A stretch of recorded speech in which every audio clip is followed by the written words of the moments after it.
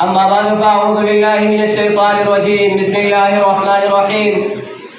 قال الله تبارك وتعالى في كلامه المجيد: إنما يخشى الله من عباده العلماء.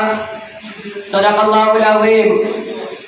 وقال النبي صلى الله عليه وسلم: العلماء ورثة الأنبياء، أو كما قال عليه الصلاة والسلام. جب پڑا وقت گلستاں پہ تو خون ہم نے دیا، جب پڑا وقت گلستاں پہ تو خون ہم نے دیا، جب بہار آئی تو کہتے ہیں تیرے کردار نہیں. جناب صدر ذی وقار، معزز و مکرم باہر سے آنے والے مہمان گرامی اور میرے معزز اساتذہ کرام اور میرے ہم مکتب ساتھیوں، السلام علیکم ورحمۃ اللہ وبرکاتہ.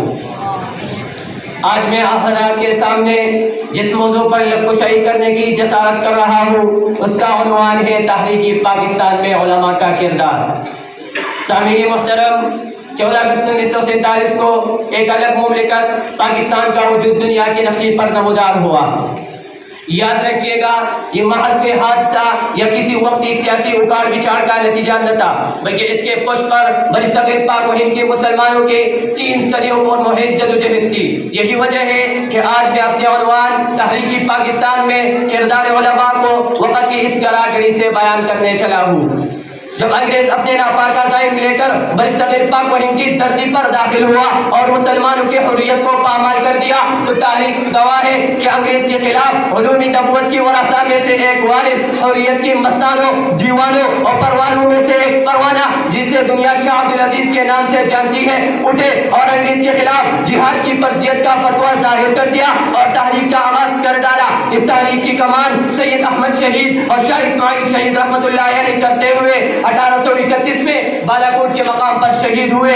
مگر تحریک رکی نہیں، تحریک چلتی رہی. پھر 1857 میں فقیہ ملت مولانا رشید احمد گنگوہی، حجت الاسلام مولانا محمد قاسم نانوتوی اور حافظ ضامن شہید اٹھے اور انگریز کو انجام عبرت تک پہنچانے کے لیے تحریک چلتی رہی. پھر انہی علماء نے 1917 کے اندر تحریک ریشمی رومال، 1919 کے اندر تحریک خلافت اور 1921 کے اندر تحریک ترقی موالات کی بنیاد رکھ کر اور اس کے علاوہ دیگر چھوٹی بڑی تحریکوں کی بنیاد رکھ کر انگریز کے پنجے برصغیر پاک و ہند کی پستی دستی سے اکاڑ پھینکے اور منزل مقصود تک راستہ صاف ہوتے ہی تحریک پاکستان کی بنیاد رکھ کر دنیا کو بتلا دیا کہ یہ بات آیا ہے دنیا پر ہم پھول بھی ہے تلوار بھی ہے.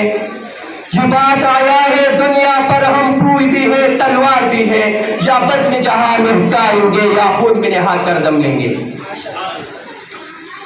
سامعین محترم، علماء کرام کی محنتیں رنگ لائی. تحریک آزادی کا یہ قافلہ رواں دوا رہا. تحریک پاکستان کا یہ قافلہ جوش و خروش سے چلتا رہا اور 14 اگست 1947 کو منزل مقصود حاصل کر کے کامیابی کے ساتھ ہمکنار ہوا. اب جب یہ پاکستان بن گیا، یہ پاکستان دنیا کے نقشے پر نمودار ہوا تو علماء کرام سے بغض رکھنے والے، علماء کرام سے حسد رکھنے والے بعض انسان اٹھتے ہیں اور اٹھ کر کہتے ہیں کہ تحریک پاکستان میں قربانی ہم نے دی ہے، جانیں تو ہم نے دی ہے، سیاست تو ہم نے لڑی ہے. بتاؤ مولویو، تمہارے تحریک پاکستان میں کردار کیا ہے؟ یقین مانے سائل جب یہ سوال کرتا ہے مجھے غیرت دلاتا ہے. میں سوچتا ہوں کہ شاید یہ سائل تاریخ کی اوراق سے کوسوں دور بیٹھ کر سوال کر رہا ہے. میں اس کو کہتا ہوں کہ آؤ تجھ کو میں بتاؤں گا کہ تحریک پاکستان کی بنیاد سے لے کر انتہا تک ہر محاذ پر آپ کو علماء ہی نظر آئیں گے. جس نے سب سے پہلے نظریہ پاکستان پیش کیا 1928 میں خطبہ آباد سے قبل نظریہ پاکستان، تصوری پاکستان پیش کرنے والے مولانا اشرف علی تھانوی رحمۃ اللہ علیہ تھے.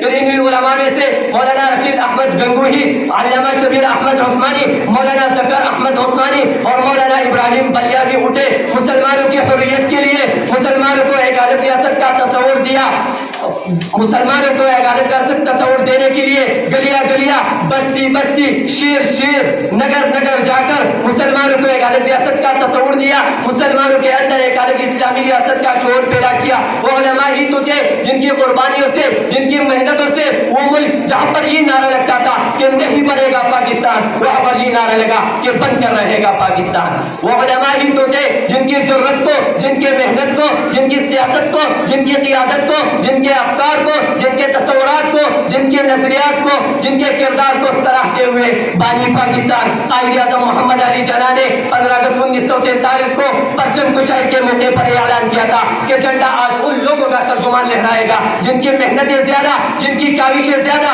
جنہوں نے گردنیں کٹائے ہو، جنہیں تختے دار پر لٹکے ہو، پھر چشمے پلٹ کر وہ نظارہ بھی دیکھا کہ کراچی کے اندر علامہ شبیر احمد عثمانی نے اور ڈھاکہ کے اندر مولانا ظفر احمد عثمانی نے پاکستان کا پرچم لہرا کر اسرائیل کو اس کی سوال کا جواب دیا اور دنیا کو یہ پیغام دیا کہ واقف ہے اس راز سے یہ راز اصل بھی ہے، واقف ہے اس راز سے یہ راز اصل بھی ہے، ہر دور میں تکمیل وفا ہم سے ہوئی ہے۔ میں اپنے تقریر کو اس نعرے پر ختم کرنا چاہتا ہوں، پاکستان زندہ باد، علماء دیوبند پائندہ باد۔